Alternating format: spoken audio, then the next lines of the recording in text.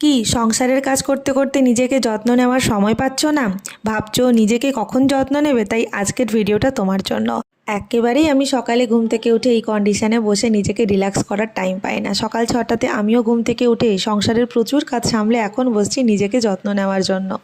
দেখো বস, তোমার টাইমটা তোমাকেই বের করে নিতে হবে। জানি সংসারের অনেক চাপ থাকবে, তাও দিনের বেলা যদি আধটা ঘন্টা নিজেকে একটু রিল্যাক্স মোডে নিয়ে যেতে পারো, সারাটা দিন দেখবে খুব ভালো কাটবে।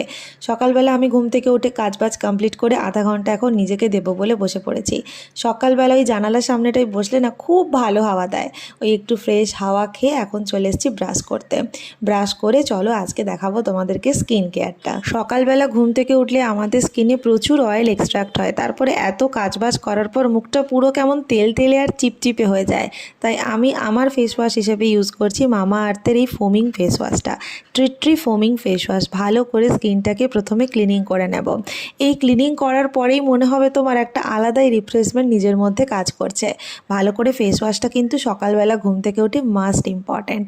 মুখটা ধোয়ার পরেই মনে হচ্ছে যাক, সকালের যে ক্লান্তিটা ছিল সেটা যেন এক নিমেষের মধ্যেই মিটে গেল। বাড়িতে থাকো বা বাইরে, সানস্ক্রিন কিন্তু মাস্ট। ফেস ওয়াশ করার পর আমি মামা আর্থেরই ভিটামিন সির একটা সানস্ক্রিন ইউজ করব।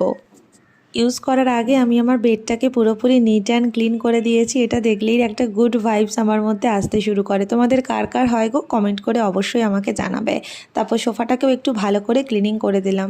মেয়েদের জানোই তো হাতে হাতে হাজারটা কাজ। ভিটামিন সির এই সানস্ক্রিনটা আমি বেশ অনেক দিন হলো ইউজ করছি আর আমার স্কিনে একদম ভালোভাবে শ্যুট করে গেছে। দিনের বেলা ঘরে থাকলেও চেষ্টা করবে একটা সানস্ক্রিন বা যে কোনো একটা ময়শ্চারাইজার যাতে তোমরা ইউজ করতে পারো, এতে স্কিনটা খুব ভালো আর রিফ্রেশিং থাকে। আমার এই ভিডিওটা এই পর্যন্তই। ভিডিও শেষ করার আগে বলবো নিজেদের জন্য একটু সময় বার করে নেওয়া উচিত, দিনের আধটা ঘন্টা বা একটা ঘন্টা। চলো টাটা।